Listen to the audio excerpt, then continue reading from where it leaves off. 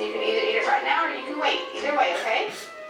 Okay. Je sais pas ce qu'elle a dit, mais elle est gentille. Hein.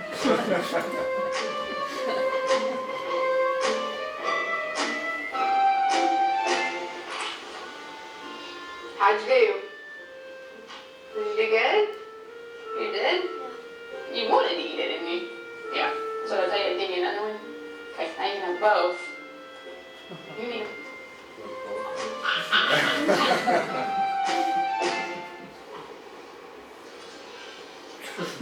Je vais quand même lui ramener son assiette, elle est gentille cette dame. Qu'est-ce que ça nous apprend cette vidéo-là?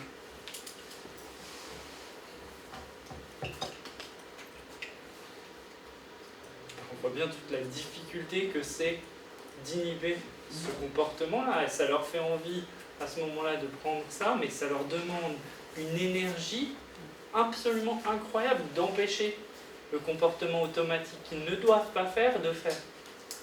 Et si vous avez des doutes quant à leur capacité, vous n'avez qu'à penser la prochaine fois que vous serez réunis avec de la famille ou des amis au bol de chips qui est présent devant vous à l'apéro.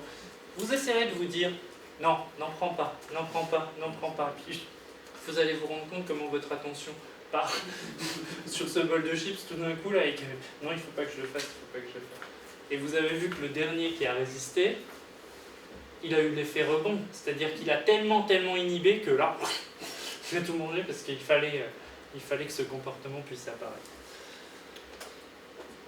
Ça, c'est un comportement, le fait d'arriver à se contrôler, qui apparaît relativement tard dans le développement, parce qu'il est lié à la maturation d'une zone cérébrale qui est importante pour l'attention, c'est le cortex préfrontal. Et en fait, le cerveau, il mature du fond jusqu'au front. Et en fait, c'est la zone qui se développe le plus tardivement. La maturité cérébrale, elle se termine à l'âge de 25 ans. Donc, c'est dire que tous les élèves sont concernés potentiellement par ces difficultés attentionnelles, par nature plus que par autre chose.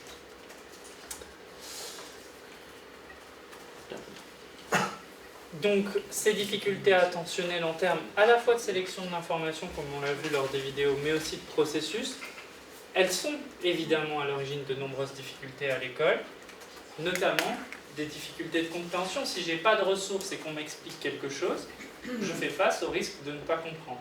Mais comme on l'a vu tout à l'heure, et ce dont Sylvie va vous parler maintenant, si je ne comprends pas, je ne peux pas faire attention non plus. C'est un processus qui va dans les deux sens. Merci. Dans un son, tu veux juste le géant?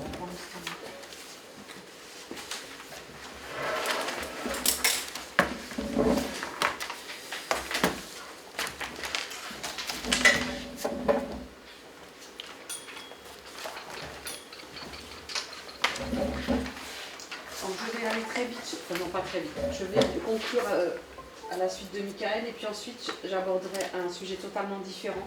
Et je voulais raisonner ça avec vous sur la question de l'attention et de la compréhension et comment très souvent on ne sait pas quelle est la poule et quel est l'œuf. Et je vais commencer par là. Quand on questionne les enseignants sur les caractéristiques, les traits de personnalité qu'ils attribuent aux élèves performants et aux élèves moins performants, et le collègue Zimmerman qui a fait cette étude a demandé quels sont les traits de caractère que vous appréciez chez un élève et quels sont les traits de ceux que vous n'appréciez guère. Et je vous montre le résultat. Voilà, premier trait de personnalité qui sort chez un élève qu'on apprécie, c'est un élève attentif. Le bon élève est un élève attentif, calme, actif, éveillé, curieux, autonome, entreprenant, obéissant. Je descends. Obéissant, joyeux, affectueux, persévérant, courageux, franc, poli, joli, souriant et gratifiant. Autrement dit, qui récompense l'enseignant en apprenant. Et quand on regarde ceux qui sont... Voilà, vous voyez que le trait qui sort en premier, c'est inattentif, brouillon, agité, turbulent, passif, pas intéressé, dépendant, insécure. Vous voyez comment d'un côté on a l'élève attentif et autonome et de l'autre côté on a l'élève inattentif et dépendant de l'adulte. Et ce qui est assez intéressant, c'est que quand on regarde de la maternelle jusqu'à l'université, nous avons tous les mêmes traits que nous relevons comme le bon élève et l'élève moins performant est. Vous voyez pourquoi c'est intéressant? C'est que certains élèves vont toujours être repérés et tout au long de leur scolarité, au fond, ils ont des traits de caractère qui ne conviennent pas. Vous me suivez? Et donc ils vont avoir sensiblement toujours les mêmes réponses, puisque, voilà, alors on poursuit avec une étude que j'avais menée très longtemps et que je continue à mener sur quels sont les élèves qui ne vous inquiètent pas et ceux qui vous inquiètent. Et là encore, regardez ce qui sort, un élève qui ne m'inquiète pas, c'est un élève autonome. Autrement dit, l'inquiétude, je l'aime bien cette question, c'est ces élèves avec lesquels on n'y arrive pas bien, où on a besoin d'aide, où on ne sait pas quoi faire. Un élève autonome qui sait s'organiser et qui s'en sortit tout seul, il ne nous inquiète pas. Un élève qui est attentif, vous voyez que paf, il y a l'attention qui arrive, qui participe activement, est un élève qui n'inquiète pas, qui persévère et qui a confiance en lui, sont des élèves qui n'inquiètent pas les enseignants. Et en fait, si on le prend d'un côté positif, c'est que pour ça, même s'ils ont des difficultés, les enseignants savent agir, savent intervenir. La question qui se pose, c'est que voilà, ce qui nous inquiète, en fait, c'est pas qu'ils nous inquiètent en tant que tels. Et dans tout ce que vous avez dit depuis ce matin, je crois qu'il va falloir raisonner ça. C'est les bonnes raisons que les gens ont de dire ça. Et pour moi, la raison essentielle, c'est que je ne sais pas faire. Et que comme je ne sais pas faire, je vais trouver des explications à ça. Mais j'ai besoin qu'on m'aide à mieux faire. Vous êtes d'accord? Ok. Alors, eh bien voilà, vous voyez que ce qui sort en premier, c'est des élèves qui manquent d'attention et de concentration. C'est ce que vous disiez, Mohamed, quand vous disiez celui qui fait péter le cours. Et on ne sait pas arrêter ça. On ne sait pas reprendre le contrôle. Et donc, évidemment, on a l'impression qu'on va perdre le cours du cours, qui manque d'autonomie, qui démontre des problèmes de comportement et qui renonce dès qu'ils rencontrent une difficulté. Vous voyez que ceux-là, eh bien, ils sont au cœur des préoccupations des enseignants et que, voilà. Alors, pour moi, c'est une excellente analyse. Ils ont raison, les enseignants, de dire ça. Et il faut le leur dire, c'est-à-dire que là, ils ne sont pas en train de voir un monde qui n'existe pas. Ils ont raison parce que les traits qu'ils retiennent, même si je déteste parler de profil et de traits, mais peu importe, c'est pour caractériser les élèves performants, sont précisément ceux qui définissent les comportements d'un enfant autonome et autorégulé. Et c'est précisément ces traits-là qui influent fortement sur la réussite scolaire. Donc quand ils vous décrivent les élèves qui les inquiètent, ça n'est pas tant qu'ils vont mettre le bazar en classe, mais qu'ils sentent que ces traits de personnalité, même si encore une fois j'aime pas le terme, eh bien sont ceux qui vont mettre en danger la réussite scolaire et que eux sont payés justement pour cette réussite scolaire. Et donc ça les met en difficulté parce qu'ils sentent bien que là ils ont du mal à savoir comment faire. Ça va pour l'intro? Alors oui, ils ont raison. Et quand on regarde les différences initiales, on a dès l'école maternelle des différences extrêmement précoces sur le versant de la centration et du maintien de l'attention. Et ceux qui ont exercé auprès de tout jeunes enfants, ce qui n'est sans doute pas votre cas, eh bien vous voyez que certains enfants sont capables très tôt, très jeunes, de se fixer durablement sur une tâche, quand d'autres n'en sont pas capables. Et des différences aussi sur le contrôle de leur activité. Vous avez des élèves, et vous les retrouvez au collège, qui peuvent rien faire sans dire « Maîtresse, c'est comme ça, monsieur, c'est comme ça, monsieur, je souligne, monsieur, nanana, monsieur, j'ai rien compris. » Ça va ? Toute la journée, ils ont besoin d'un adulte qui va valider chacun de leurs comportements. C'est ceux dont les enseignants disent « Si j'avais que lui, ça irait, mais il me mange toute mon énergie. » Il y a d'ailleurs, c'est sorti ce matin, je suis obligée de m'occuper que de lui. Ça va ? Mais ce qu'on observe, et c'est là-dessus que je voulais attirer votre attention, c'est que ces comportements-là, en fait, ils sont très dépendants de la quantité de connaissances, des compétences, de savoir-faire, de stratégie et de procédure. C'est plus on a de connaissances, plus on a de connaissances, plus on a de compétences, de stratégie, moins on est dépendant de l'adulte parce que plus on peut savoir faire. Et donc quand on a ces déficits d'attention, n'oublions jamais qu'au fond, derrière, il y a très souvent des difficultés de connaissances, de méconnaissances, etc.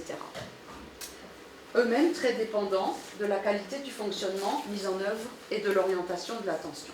Certains enfants, par exemple, quand je parle d'orientation de l'attention, Michael n'en a pas parlé, certains enfants centrent leur attention sur la réussite immédiate le plus vite possible et le faire, la mise en activité ultra rapide.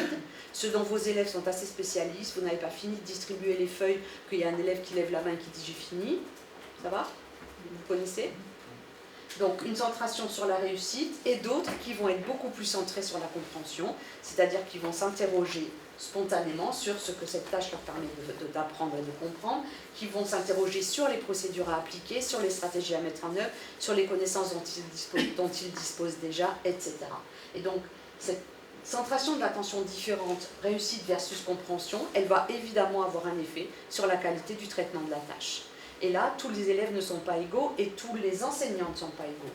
On voit dans les classes des enseignants qui sont très centrés eux-mêmes sur la réussite rapide et d'autres qui sont beaucoup plus centrés sur la compréhension et malheureusement c'est contagieux. Plus l'enseignant est centré sur la réussite des élèves et plus les élèves le seront et plus les enseignants seront centrés sur la compréhension en profondeur des situations, plus les élèves le seront. Et tout ça, c'est dépendant aussi de la nature et de la qualité et de l'environnement, des pratiques éducatives, familiales et scolaires. J'insiste pour ajouter les familles, puisqu'on voit très tôt dans les familles comment certaines familles de très jeunes enfants sont plutôt centrées sur la compréhension, sur l'enseignement de stratégies, de compétences de haut niveau, quand d'autres sont plutôt centrées sur la réussite immédiate aux tâches. C'est beau? J'avance. Petite expérience personnelle, lisez ce texte. S'il vous plaît.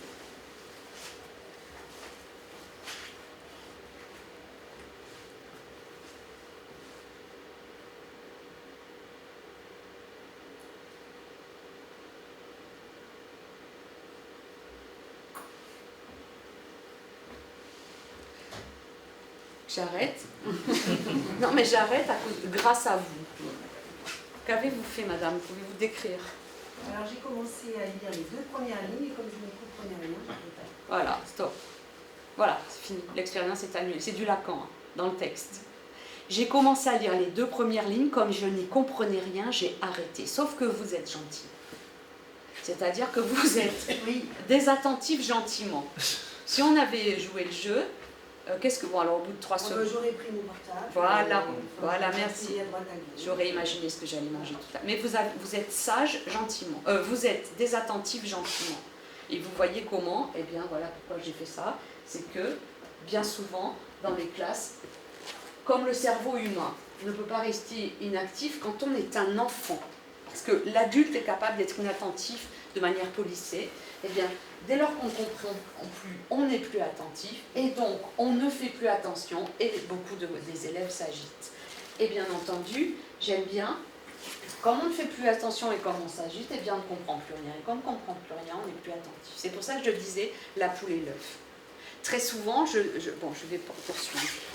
Et donc certains élèves, et c'est ce que disait Michael dans l'autre sens, l'autre c'est parce qu'il était trop fort, il avait déjà tout fini et donc il s'ennuyait. Donc l'inattention, elle a ses origines diverses, elles peuvent être une incapacité à être attentif ou une difficulté de compréhension qui rend l'attention impossible, ou bien un ennui parce que justement c'est trop facile. En attendant, je vais prendre cela.